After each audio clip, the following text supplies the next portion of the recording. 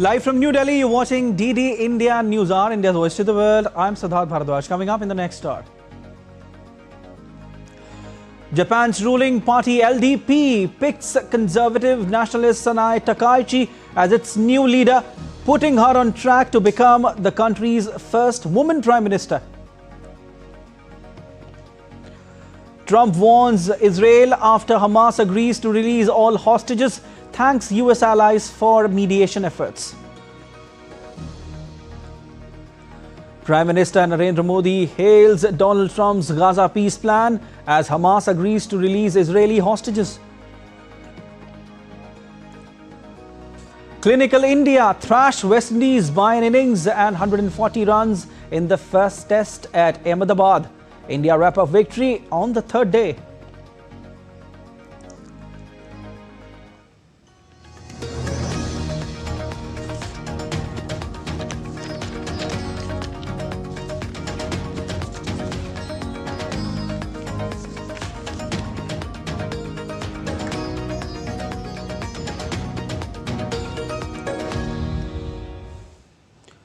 Former Economic Security Minister of Japan Sanai Takaichi has been elected the first female president of the ruling Liberal Democratic Party on Saturday.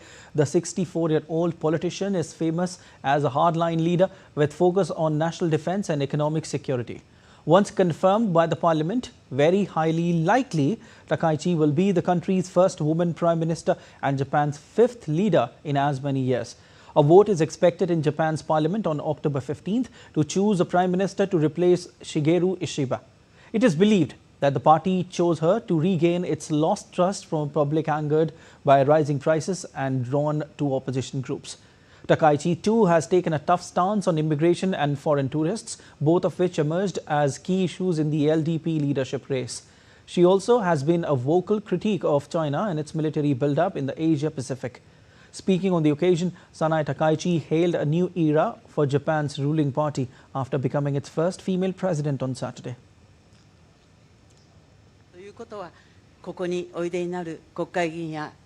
The most important thing is to unleash Japan's full potential and achieve economic growth. Without it, we cannot provide the necessary social welfare services or high-quality education. People's daily lives will not improve, and everyone will lose their sense of hope. That is why we will prioritize economic growth above all else. US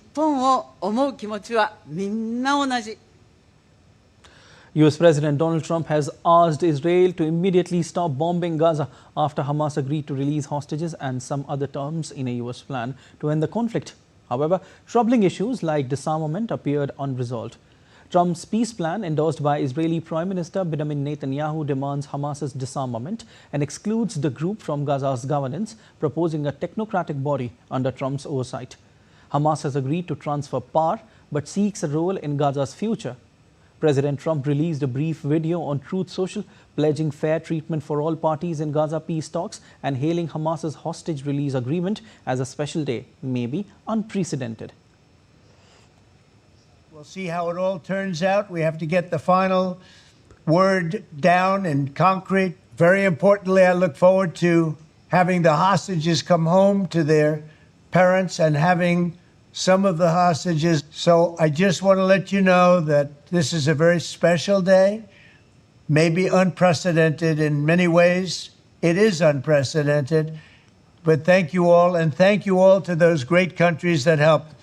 We were given a tremendous amount of help. Everybody was unified in wanting this war to end and seeing peace in the Middle East. And we're very close to achieving that. Thank you all, and everybody will be treated fairly. Meanwhile, Netanyahu's office has announced on Saturday that Israel is ready to implement the first phase of US President Trump's peace plan to secure the release of Israeli hostages in Gaza following Hamas's agreement to engage in peace talks.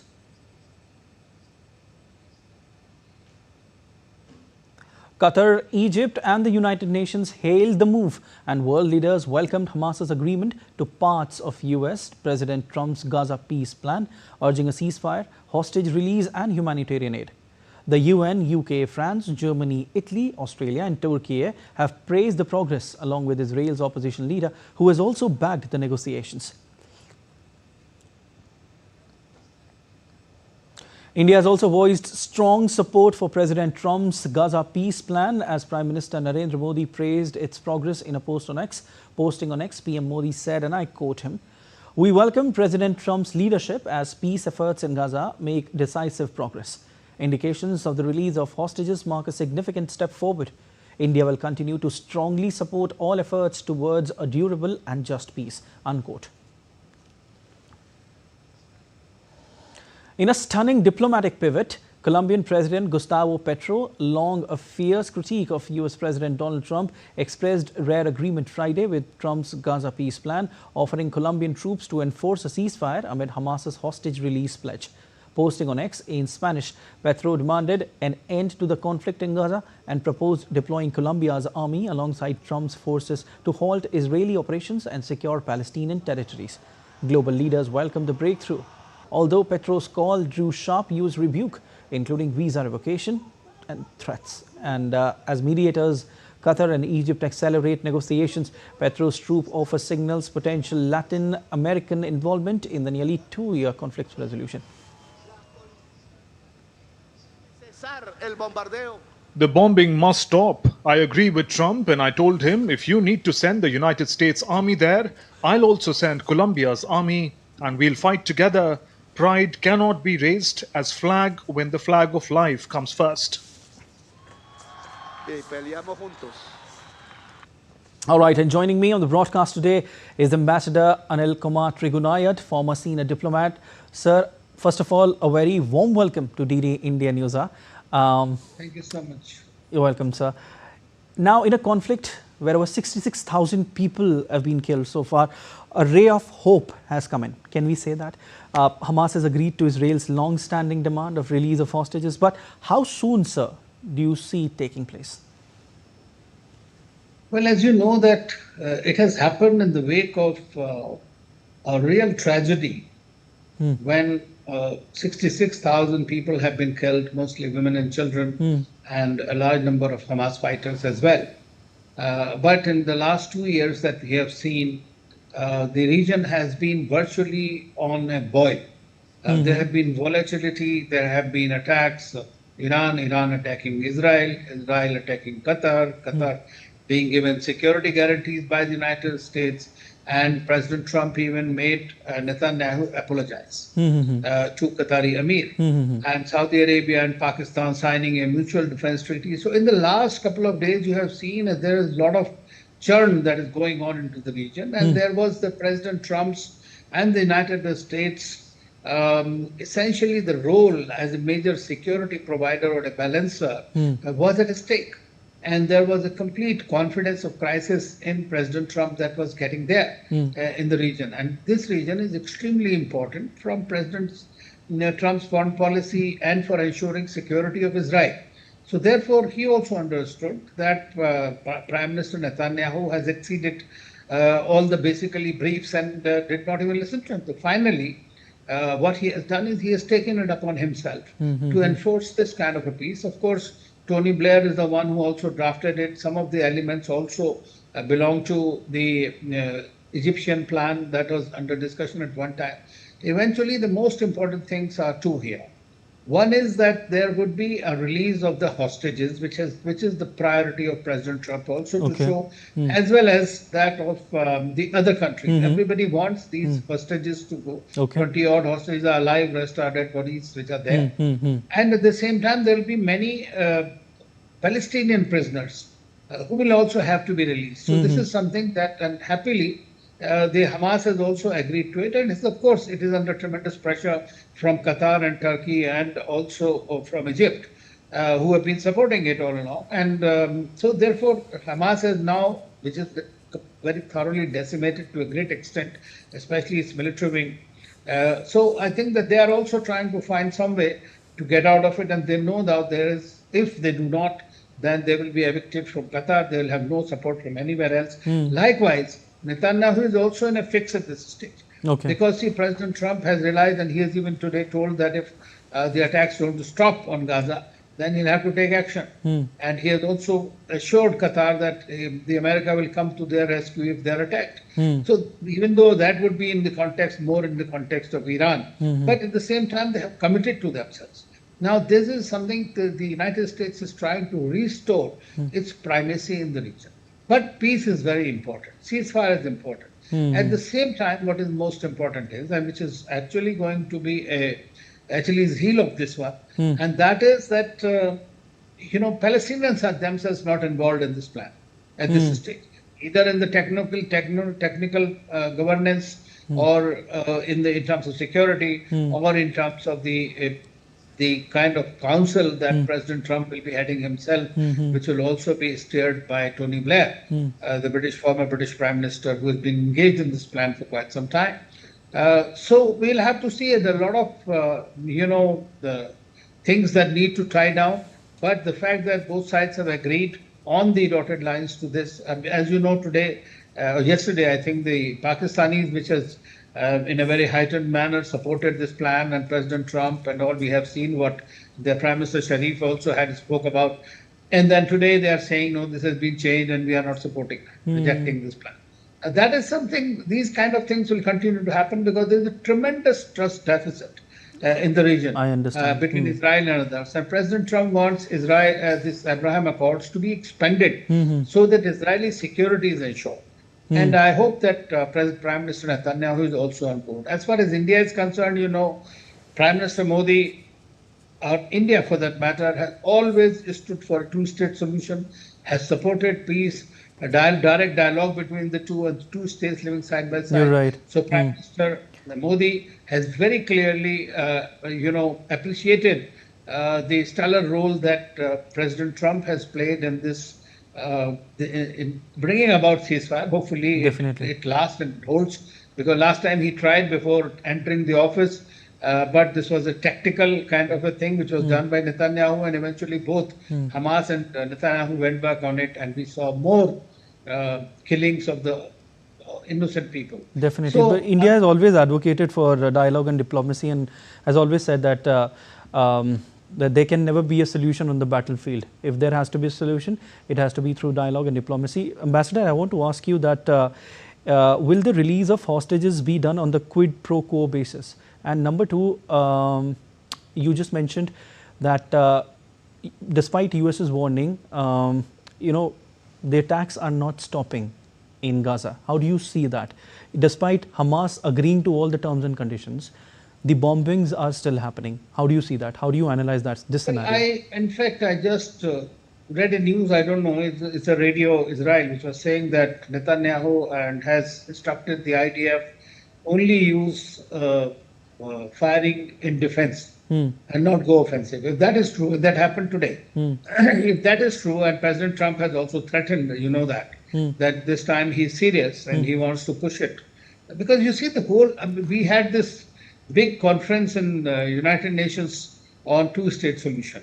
And large number of countries from Europe have endorsed and recognized the state of Palestine. That means what? That means, and Prime Minister Netanyahu could not fly to New York over Europe. He had to circuitous routes he had to take, because they said that if they arrest him, so he's totally isolated diplomatically also. It's very impossible for any country to remain in that kind of a situation. And while you are not able to, being the most powerful army, you are not even able to control it in 2 years. I mean, you can imagine what is happening. I understand. So obviously peace is the only way. Yeah, definitely. Ambassador, one of the most concerning issues in Gaza is that people are dying of hunger. Do you see the situation getting better now, and aid trucks coming in and aid coming in? Yes, that is one of the key things. Of course, we have seen that the flotilla has been stopped by Israel recently, which was coming in with a lot of yes. So I think that the immediate supplies will be flowing in, and that is one of the conditions actually. Otherwise it makes no sense, frankly. Yeah, because a lot of definitely, and a lot of organizations around the globe are also saying that it's a state of famine there in Gaza, and that has to be resolved as soon as possible. And again, it's a ray of hope when we talk about ending famine in Gaza, or restarting a new life altogether with aid coming in. I want to ask you, Ambassador, what impact will it have on the global geopolitical scenario, this entire condition where Hamas has agreed to the terms and condition, and Israel too to an extent, given the fact that the bombings are still happening, but then still? Well, as you know, that in a war, any time when war is happening, by the time the actual ceasefire is achieved, there are large number of violations of this ceasefire that happens on both sides.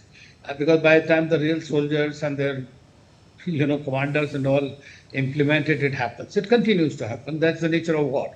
But at the same time, now, you see, I'm hopeful because having been a former diplomat, hope is one thing that you always have, and peace is one thing you always anchor for. So I sincerely hope that this time, at least the plight of these people, and of course, of the hostages, is taken care of. It is too much of bloodshed that has gone on. There is too much of humanitarian disaster that we are witnessing on a daily basis. And the conscience of the humanity eventually, and the international community eventually, has, after 2 years of seeing all this, risen. So I hope that this will eventually succeed. But I'd still like to reiterate that all these are temporary measures. Okay. And until and unless the bigger issue of the Middle East and the Palestinian issue in the region is not addressed, two-state solution is not addressed, we are going to see the repeat of these kind of incidents again and again. It's happened in the past 100 years and will continue to happen in future times. Definitely, and let's hope that peace be in the region really, really soon. We leave it there, sir. Thank you so much. Thank you. Thank you very much. And still to come on DD Indian News Hour. Intense negotiations are underway as situation remains volatile in POK following a massive protest. PM Modi unveils initiatives over rupees 62,000 crore focusing on youth in the region of Bihar. US government shutdown enters second week. What will happen next? Stay tuned, we'll tell you.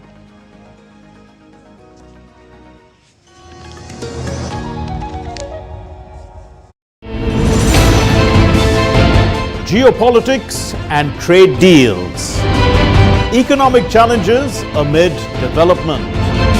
Hard work and the path to prosperity. It's the economy, always.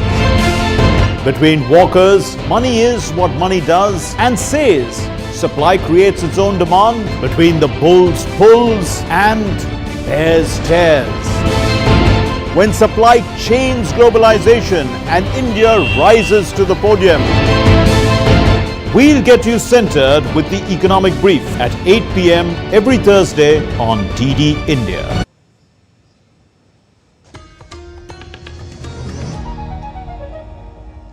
You're watching DD Indian News Hour. I'm Siddharth Bharadwaj.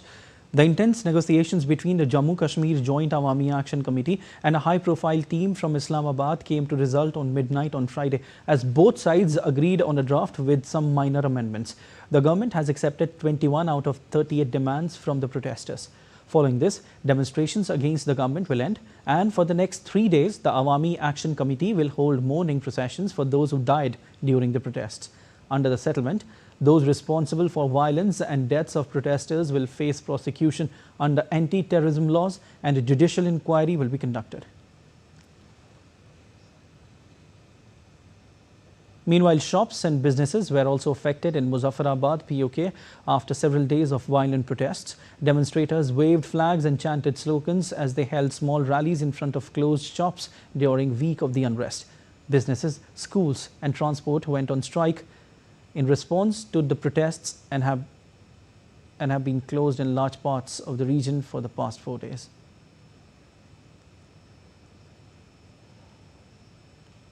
A settlement has been reached now there in Pakistan. The nation is already struggling when it comes to economy. The economy of Pakistan is in shambles and people are demanding better infrastructure. We wonder how the government will provide these infrastructures which are being demanded by the protesters as the nation is struggling with economic crisis. Schools shut, businesses shut, further impacting the economy, and the protesters are demanding better infrastructure. Whether the government will be able to provide that that remains to be seen there in Pakistan.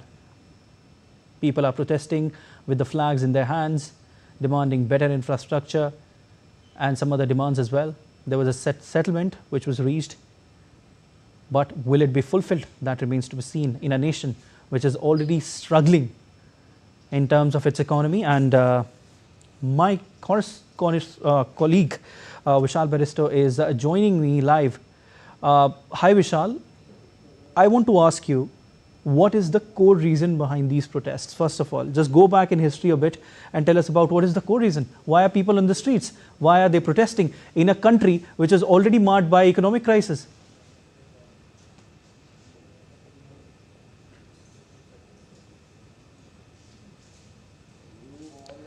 Well, a very good afternoon to you, Siddharth. Let me tell you that Kashmir has always been a disturbed place because Pakistan has been illegally trying to occupy it ever since 1947. And people in that part of the state are simply not very happy because they've seen the development taking place in the Indian part of Jammu and Kashmir, and that is why the Jammu and Kashmir Awami Action Committee is very upset the way things are moving on, especially because of the poor infrastructure, poor health and medical facility, and also because of those who have been displaced because of this Manglam project. And now the government is saying that it is ready to give them space within 30 days. These people are from the Mirpur district, and there would also be a judicial inquiry on the violence, and those killed would also be given proper treatment. This has been the promise made by the Shahbaz Sharif government.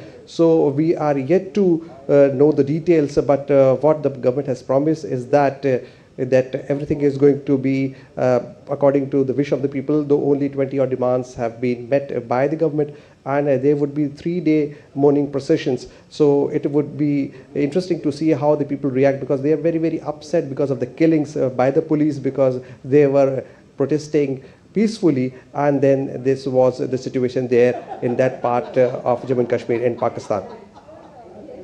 Definitely. Vishal, very quickly I want to ask you, what is the road ahead now?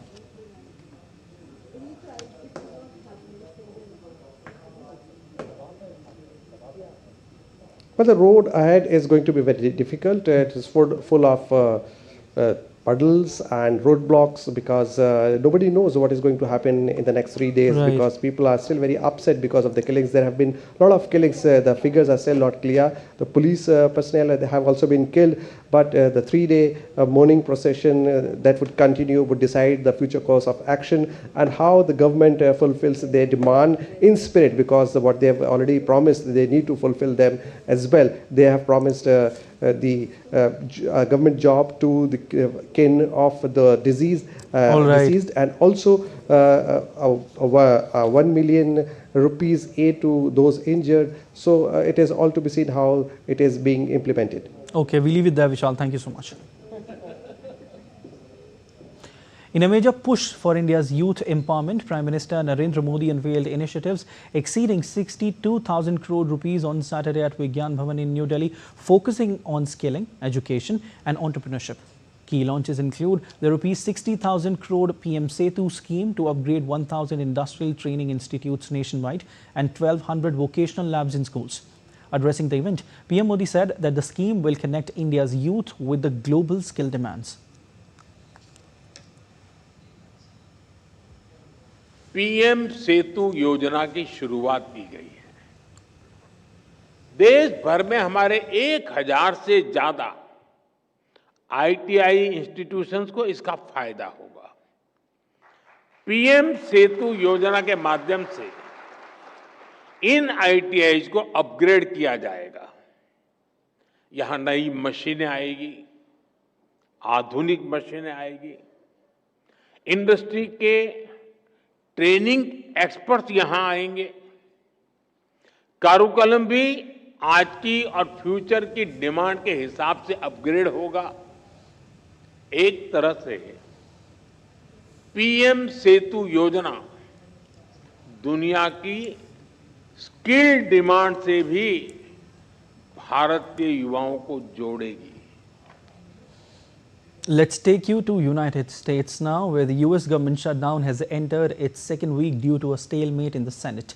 Both Democratic and Republican proposals failed to reach the required 60-vote threshold, with the Republican-led proposal getting 54 votes and the Democrat-led proposal getting 45 votes. Friday's vote on a short-term fix was the last chance of the week to end the crisis, as session will now meet next week. If the shutdown stretches past Monday, it will become the fourth longest in US history.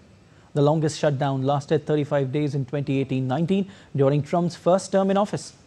Meanwhile, both sides have continued to blame the other for the shutdown, with little sign of any progress in negotiations.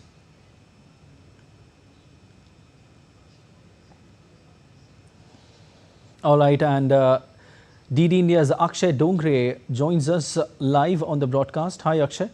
US government shutdown enters second week. What can we expect now, Akshay? Well, we can expect more politics to brew naturally. It's hard because neither side is now willing, or as of now has given any sort of indication that they are willing to, back down as far as their own stance is concerned. Yeah.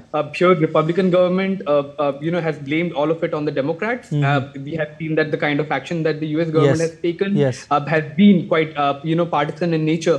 They tried to stop funding of the Democrat states for essential programs. Then, there were threats that people will be laid off, people will be fired. Many people federal workers are now working without pay. So it's quite natural that tensions will arise in the days to come. But unless both the sides are willing to make any kind of amendments to their demands and to give concession to the other side, not much is expected to happen, because even the Democrats are now blaming the Republican government of using this shutdown of the government to blackmail the opposition into conceding to their demands. And that also seems to be happening, because US president and the government of the US are saying that they can use this opportunity of the shutdown to cut dead wood and fraud as well. Now, why it couldn't be done without a shutdown, that's still unclear. But many of the people in the US, at least, are suffering because of this shutdown. Many of the essential services may altogether stop if the funding doesn't resume in a few days, or rather in about a week or so. So tensions are expected to rise naturally, since many of the people will not be taking any sort of salary, because the budgetary allocation is perhaps one of the most important function of a society, of a country, as far as finances are concerned, and that seems to be getting delayed at perhaps one of the, or rather the largest economy in the world. So it's quite natural to have a ripple effect on the global economy as well. Definitely, Akshay. It seems like the Democratic aligned states are really facing the heat of the US shutdown, Akshay, the government shutdown. And Republicans and Democrats are blaming each other, like you just mentioned, knowing that it's economically impacting the country by the end of the day. They have to sit across the table, isn't it? Well, Siddharth, the most interesting, or rather the most strange thing that's happening in this shutdown is also to see how, the government also remains unfazed with what other people, especially in the Democrat-ruled government, are facing. The government's attitude seems to be quite callous when it comes to how to deal with this situation. We are seeing, it's sort of a situation, we have earlier talked about this, that how if a government is treating, if a federal government is treating unitary states differently based on the kind of local governments that they have, and if they have an opposition government, they are cutting their funds first. That would have been quite a behavior that is partial in nature, to be frank, and that is what seems to be happening as far as Democrat states are concerned. Now, what the Republican government wants to achieve from this, it's still unclear, but it seems that as far as healthcare is concerned, that Democrats refuse to budge, and if both the parties cannot make concession and amendments to their expectations, then the stalemate will continue. Definitely, but surprising, Akshay, isn't it, that this scenario is happening in a country which is the world's largest when it comes to its GDP, world's largest economy in the world, rather. So quite surprising, but let's see what happens in the future. Definitely. We leave it there, Akshay. Thank you so much. And still to come on DD India News Hour.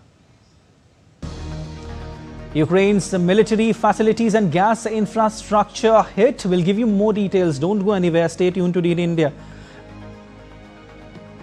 And also Munich airport was forced to halt operations.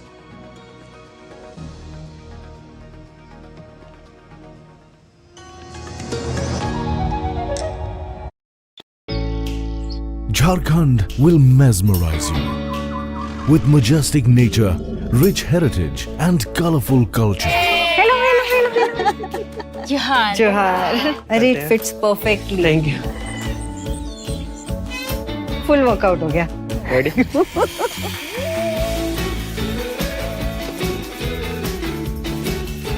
Postcards from Jharkhand on National Geographic.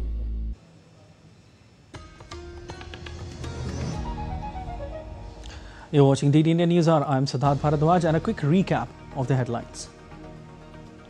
Japan's ruling party LDP picks conservative nationalist Sanae Takaichi as its new leader, putting her on track to become the country's first woman prime minister. Trump warns Israel after Hamas agrees to release all hostages, thanks US allies for mediation efforts. Prime Minister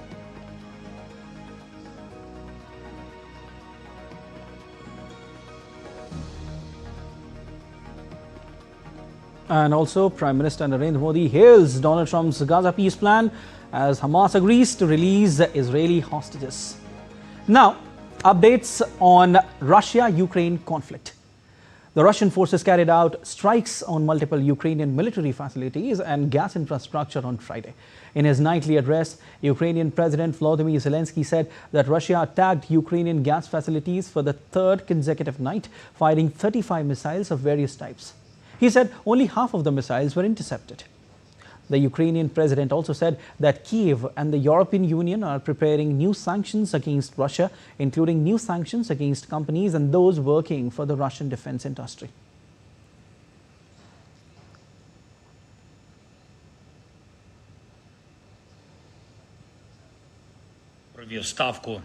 Today, there was another Russian strike on our gas infrastructure. Just on the eve of the heating season, the Russians are looking for ways to cause more harm to our people. In this strike alone, there were 35 missiles, including ballistic missiles, aimed at gas facilities. The situation in the Chernihiv region is difficult after drone strikes. There was a ballistic missile strike in the Donetsk region in the evening, also on the energy sector. The head of the UN's nuclear watchdog, Rafael Grossi, called on Ukraine and Russia to show the political will needed to ensure safety around the Russian-controlled Zaporizhzhia nuclear power plant on Friday to allow the reconnection of its external power line. The plant has been without external power for the 10th time since September 23, relying on emergency diesel generators to cool reactor fuel as it no longer produces electricity. Grossi stressed the urgent need to restore external power, but security risks prevent technicians from making repairs. Both Russia and Ukraine blame each other for endangering nuclear safety. The plant was seized by Russian forces in the early weeks of Russia-Ukraine conflict. Flight operations resumed at Munich airport on Saturday, with some delays affecting over 6,500 passengers stuck at the airport. Lights had been restricted for the second time after unconfirmed drone sightings on Friday evening. Munich airport stated German air traffic control had restricted flight operations as a precautionary measure. 46 departures had been cancelled or delayed on Friday evening. Speaking to media, a police spokesman said there were 2 simultaneous confirmed drone sightings by police patrols just before 11 p.m. around the north and south runways. He further added that the drones immediately moved away before they could be identified.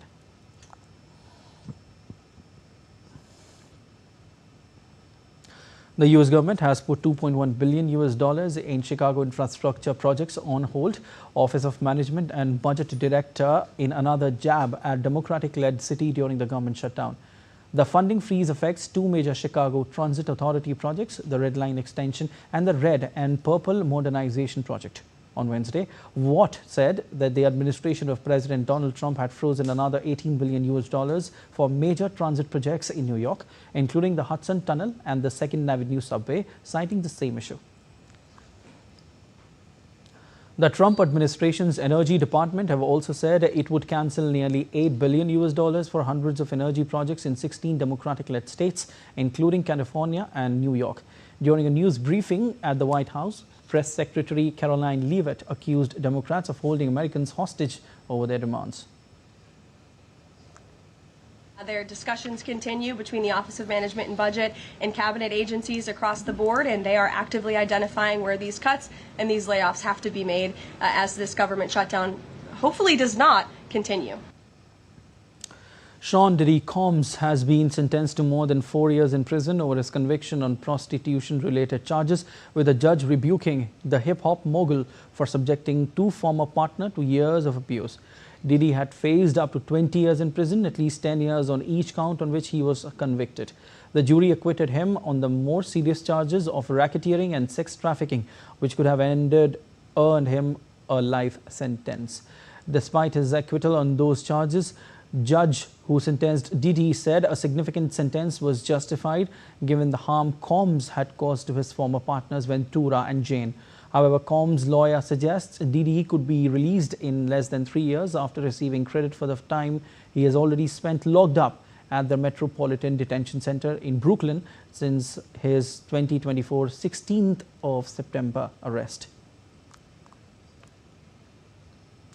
A first-ever vaccine against elephant endotheliotropic herpes virus is ready for wider use after successful trials of 4 years. The vaccine is said to be safe and effective in generating immune responses.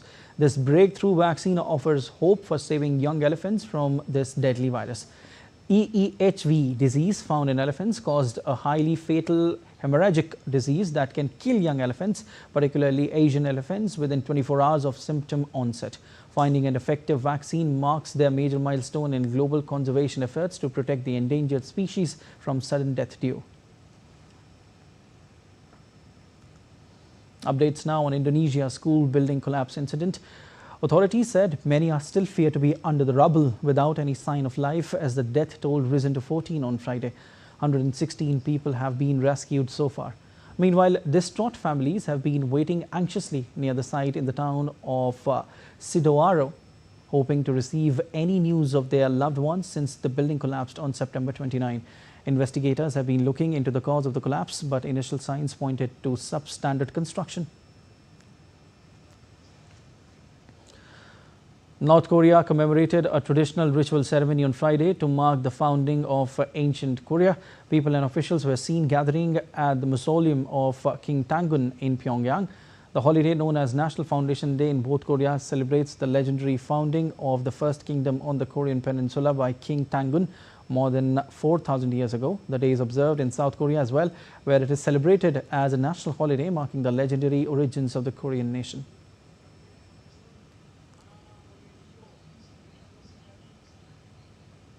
And Georgians head to the polls on Saturday for high-stakes local elections as opposition leaders rally thousands for street protests in what they call the last chance to rescue democracy from the ruling Georgian Dream Party's grip.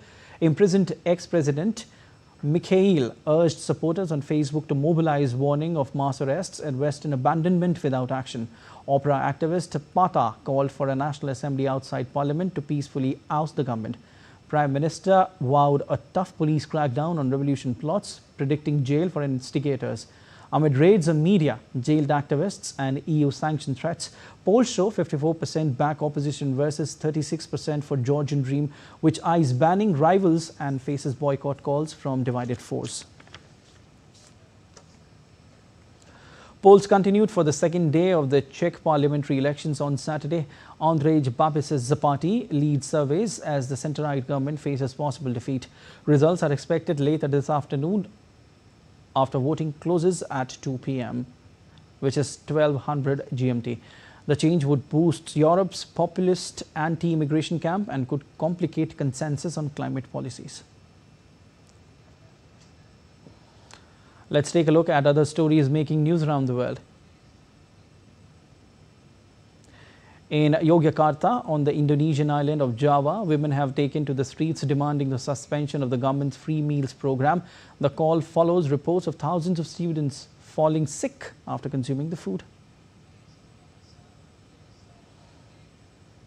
In San Francisco de Asis, Venezuela, residents celebrated St. Francis's feast with tortoise race featuring 80 decorated participants. A 20-year-old tortoise, Roberto, won his first race, highlighting a popular tradition that honors the patron saint of animals. Mexican authorities in Oaxaca are combating a rising outbreak of the flesh-eating screwworm parasite by inspecting cattle at markets and treating wounds with larvicide. The outbreak, which has spread towards the United States border, has affected trade and cattle prices. In Dolkha, Nepal, the annual Khadag Jatra was celebrated with enthusiasm following Vijayadashmi. The Thami community led grand processions while elderly performers reenacted the legendary battle between gods and the demon Mahishasur. The festival, rooted in centuries-old tradition, showcased Nepal's rich cultural heritage, religious history and community spirit.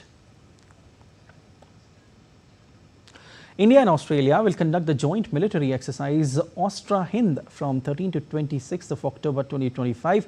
The fourth edition of exercise will begin in Perth, Australia, aiming to strengthen the operational capability. The exercise emphasizes urban and semi-urban terrain training under the United Nations peace mandate. It aims to enhance strategic coordination and mutual defense of both armies. Through Austra Hind, India and Australia showcase their shared commitment towards global peace and security.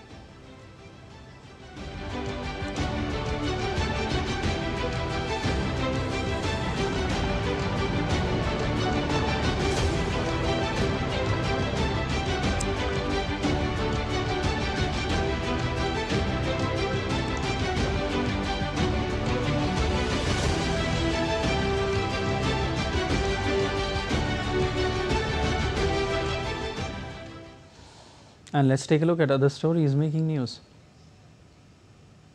Ministry of Minority Affairs launched Special Campaign 5.0 following the successful completion of the Swachhata Hi Seva 2025 campaign. During this visit, in this event, a tree plantation drive was conducted near the ministry premises, promoting sustainability and environmental responsibility alongside cleanliness initiatives. Atal Bihari Vajpayee Training Center for Disability Sports, Physical Education, Foundation of India and Equibeing Foundation signed 2 memorandums to promote inclusive sports and para-excellence in the country on Friday. The MOU will boost center's para-sports excellence through coaching, research and events.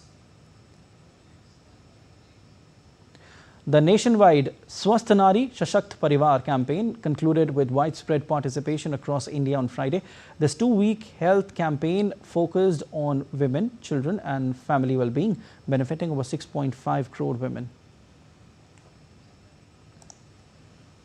And still to come on DD India News app. India takes on Pakistan in a high-voltage group stage clash at the Women's ODI World Cup in Colombo. And World Animal Welfare Day being observed with the theme Save Animals, Save the Planet.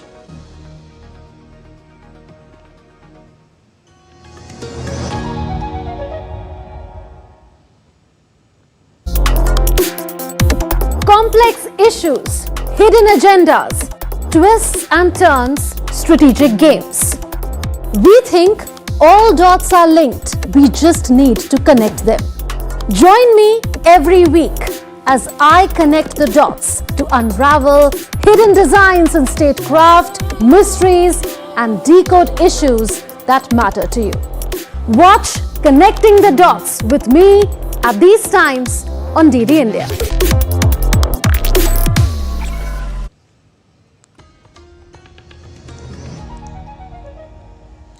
And you're watching DD India News Hour. I'm Siddharth Bharadwaj. Time now for sport. And clinical bowling performances from Ravindra Jadeja and Mohammad Siraj helped India thump West Indies by an innings and 140 runs in the first test at the Narendra Modi Stadium in Ahmedabad. India declared on their overnight score of 448 for 5 and then blew away the West Indies for a paltry 146 in their second innings to go 1-0 up in the 2-match series. Siraj and Jadeja were the lead bowlers for India with 3-wicket and 4-wicket hauls respectively. Siraj also completed a 7-wicket match haul, continuing his fine recent form. in fact, was the top scorer for the visitors, followed by Justin Gravis. But those knocks did not help their cause. Earlier on day 2, KL Rahul, Ravindra Jadeja and Dhruv Jurel smashed tons to help India reach the emphatic total.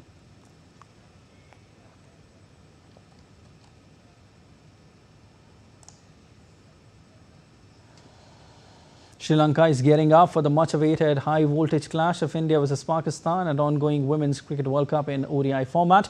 The super encounter will take place at Colombo's Premadasa Cricket Stadium on the 5th of October 2025.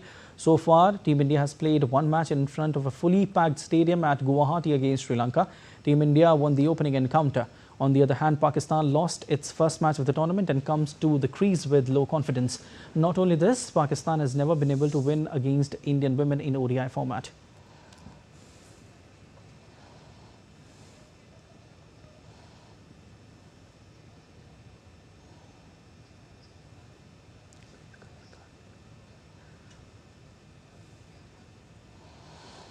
And my colleague Deepika Mehto is joining me live from Colombo. Hi Deepika. First things first, it's India versus Pakistan. How's the Josh? It is the fourth consecutive Sunday where the fans will see India versus Pakistan match in action, but this time in the form of Women's ODI ICC Cricket World Cup. And both the teams are really excited about the match. The press conference just concluded, and we saw the participation of Pakistan's women's cricket team captain and the bowling coach from Team India side in the press conference. And they said that while Pakistan is taking it as another match and ignoring all the pressure, because they know already that it is a very high voltage clash with a lot of pressure mounting, especially on the Pakistani side, because the scoreline is 11-0 as of now. We talk about it because Indian side has been completely dominant in ODI format. So when we talk about Team India side, we've got a very good bowling lineup for Team India. And not only this, the playing 11 of Team India in all the departments is performing really well. And tomorrow, Team India is also looking forward to create many more records, be it Smriti Mandhana, be it Harmanpreet Kaur, or be it Deepti, and especially with the inclusion of Amanjot, the team is looking very, very strong as of now, and the growth is super high, Siddharth. Definitely. Deepika, we just told our viewers that Pakistan has never been able to win against Indian women in the ODI format. Please tell us about the players to watch out for and how's the excitement there among the fans. You must have had interactions with fans and there who will be watching this match. What are they saying? How excited are they? The fans are super excited about this very tidy clash because it is India versus Pakistan. And yesterday, when we were talking with the students here, with the fans here, they said that women's cricket, for them, cricket is more than a sport. It is an emotion, and women's cricket is very much followed here. And he told us, many of the students also told us that how they sit with their families to watch the women play. Now today also Sri Lanka is playing one of the matches, and many of the fans are already here. Flags are being sold here outside the stadium. So such is the growth, such is the excitement among the fans. When we talk about both the sides, the scoreline is 11-0 in the ODI format. And not only just the ODI format, but in T20 as well, Team India is leading against the Pakistani women's cricket team. Right from Smriti Mandhana, who is just 104 runs away to make it to her 5,000 international runs, becoming the only fifth player in the international category to create such a record. To Deepti, who is second wickets away to make it 50 wickets in total, becoming the second Indian bowler to do so. And of course, Harmanpreet Kaur, who is just 103 runs away to make 1,000 runs in the ODI format, becoming the second Indian to do so. There are many more records which are in the offing when we talk about both the teams. And now when we talk about the Pakistani team, the questions were raised about their performance at the Women's Cricket World Cup. They also just played one match, and that too against Bangladesh at the same stadium where Pakistani team lost. And Team India played their first match of the ongoing tournament against Team Sri Lanka in Guwahati, which India won by 59 runs. So here, when we talk about both the sides, Team India is quite dominant in not only the ODI format but the T20 format also, and their confidence is really high. Whereas on the other side, Pakistan is losing a bit on the confidence side because they've got weak players, they have new players as well, they do have experienced players. But again, when we talk about the Indian side, which always goes all guns blazing, it will be a very, very tough task for Pakistan to win the match tomorrow against Team India, Siddharth. Definitely. Deepika, when we talk about cricket in India, it's not just a game, it's a religion. Every time I say this. And, you know, we have seen from the past few years the rise in women cricket. You know, the women cricket is flourishing and it's gaining popularity like anything, especially not just in India, but globally. You know, talk to us something regarding this. Deepika, can you hear me? The question, I wasn't able to get your audio. Deepika, I was saying that we have seen a rise in women cricket, not just in India, but, you know, on a global level. And when I talk about cricket in India, it's not just a game, it's a religion. And the way it's gaining popularities and the way women cricketers are flourishing in their skills as well, you know, in payments as well. So talk to us something about that. All right, I think we have lost connection with our correspondent Deepika. But right, when we talk about it, of course, when we talk about the popularity that Indian women cricketers are gaining. All right, okay, I get it. Thank you, Deepika. I think we are having some technical issue here that we are trying to sort it out really soon. But updates from the ongoing World Para-Athletics Championships in New Delhi. India's Nishant Kumar won his maiden gold medal at the World Championships in men's high jump T47 on Friday. En route on his way to the gold, Nishant set a new Asian record. Nishant cleared the bar set at 2.14 meters in his first attempt, bettering his own mark of 2.09 meters set at the previous edition in Paris in 2023. Simran grabbed a historic gold medal in women's 100 meters T12 with a new personal best of 11.95 seconds. Sprinter Preeti Pal bagged a bronze in women's 200 meters T35, clocking a season's best timing of 30.03 seconds.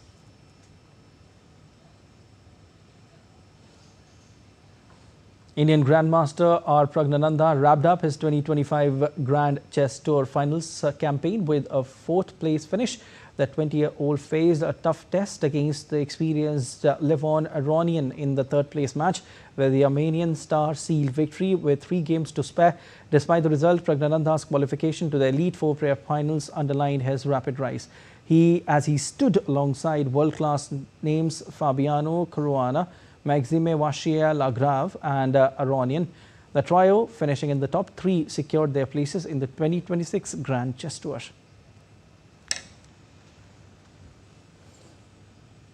Today we observe the World Animal Welfare Day. The day is celebrated annually on October 4th to raise awareness for animal welfare and to unite people in promoting better treatment and protection for animals globally.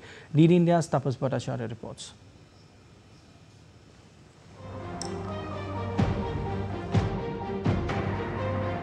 On October 4th, the world unites to mark World Animal Welfare Day.